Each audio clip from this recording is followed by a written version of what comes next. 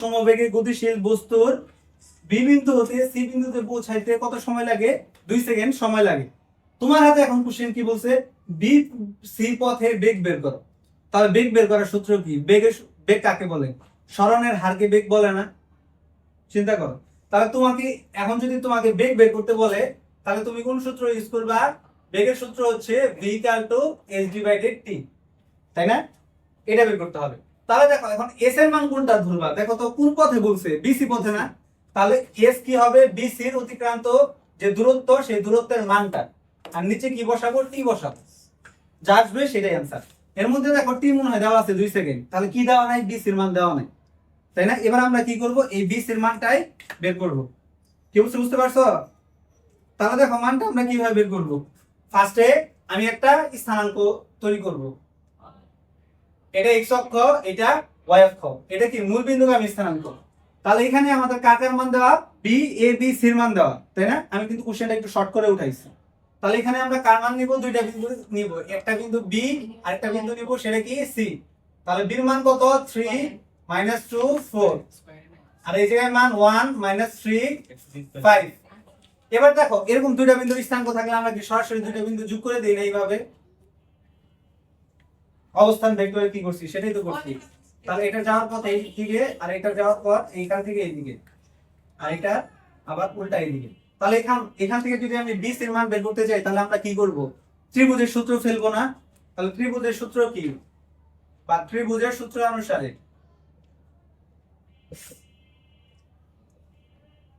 তাহলে ত্রিভুজের সূত্র আমাদের কি বলে? ফার্স্টে ও এ বাহু তীরগুলা যেদিকে গেছে, একমুখী তীরগুলা সবগুলা কি দিব? প্লাস।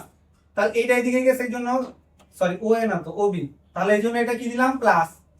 তারপর দেখো বিসি একই দিকে তীর গেছে না? তাহলে এটা কি হবে? প্লাস। ও সি কোন দিকে গেছে? যাওয়ার কথা এইদিকে গেছে, ওইদিকে, তার মানে কি হবে? মাইনাস। তাহলে এই পাশে মাইনাসটা যদি ওই পাশে পার করে দেই, তাহলে কি হয়ে যাবে? প্লাস হয়ে যাবে। তাহলে কি? ও সি বাদ। ঠিক আছে? এবার আমরা কি করব? কার মান বের করব? বিসি এর মান বের করব না? তাহলে দেখো বিসি এর মান কিভাবে বের করব? BC bar equal to O C bar minus O B bar. O C এর মান কত? দেখো তো এখান থেকে তুমি চাইলে কি ও সি এর মান বের করতে পারো না? তাহলে এখানে ও সি এর মান কত আসছে? ও সি, তার মানে এটা কি আই ক্যাপের মান, জে ক্যাপের মান, এটা কি কে ক্যাপের মান। তাহলে আই ক্যাপের মান কত? শুধু আই ক্যাপ, কিছু নাই, মানে শুধু আই ক্যাপ। আর এটা -3, তার মানে এটা কোন মান? কার মান? জে ক্যাপের মান। আর এটা 5, তার মানে এটা কার মান? কে ক্যাপের মান। তার মানে ও সি এর মান এইটা। এবার কার মান বের করব? ও বি এর মান বের করব। তাহলে ও বি এর মান যদি বের করি, এটা কি আছে? 3, তাহলে এটা কি হবে? 3 আই ক্যাপ।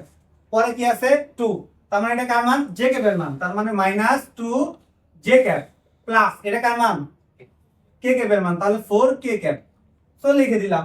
এবার এখানে মানগুলো বসাই দাও সুন্দর মতো। তাহলে ও সি এর মান কত পাইছো? আই ক্যাপ -3 জে ক্যাপ, আর এই পাশে +5 কে ক্যাপ, মাঝখানে মাইনাস। এবার ও বি এর মান কত?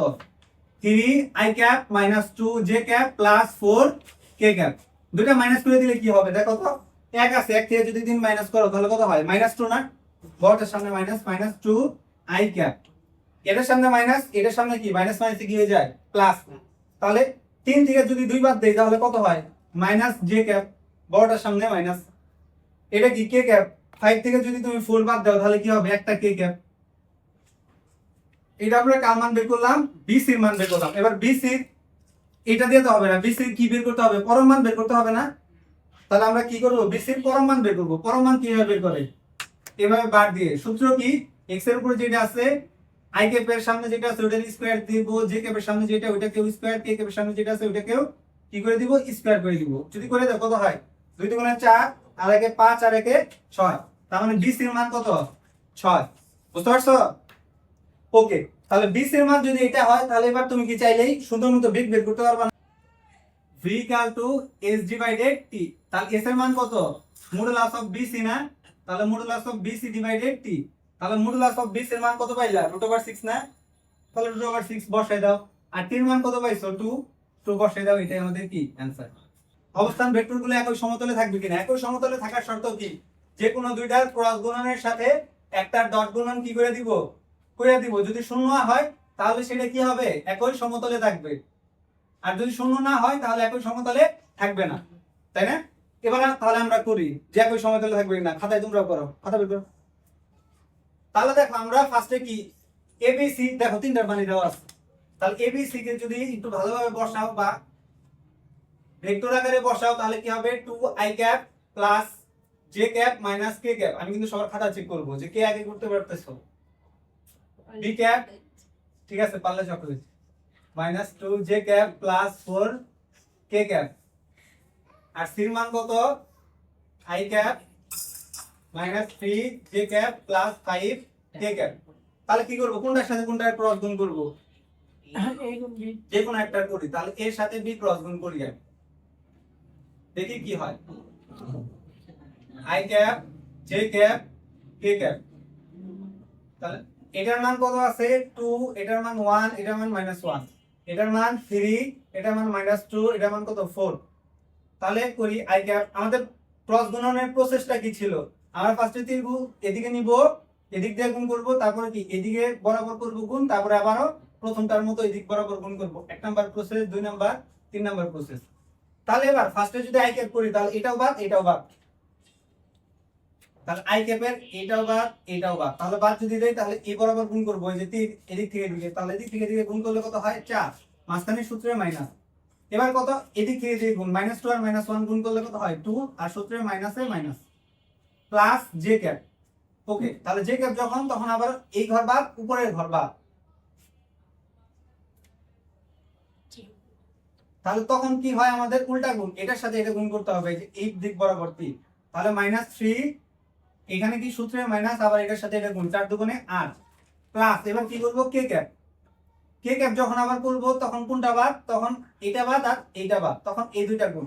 এখন আবার গুণ কি উপর থেকে নিচে, তাহলে 2 এর সাথে যদি 2 গুণ করি -4, এটা কি সূত্রে মাইনাস, 3 এর সাথে 1 গুণ করলে কত হয় 3। তার মানে আমাদের আলটিমেটলি মান কত, 4 থেকে 2 বাদ দিলে 2i ক্যাপ, তো নিচে লিখি 2i ক্যাপ, এইখানে -8 আর 3 যদি যোগ করি 9 10 11, 11 জে ক্যাপ, আর এখানে -4 আর 3 যোগ করলে কত হয় 7 কে ক্যাপ।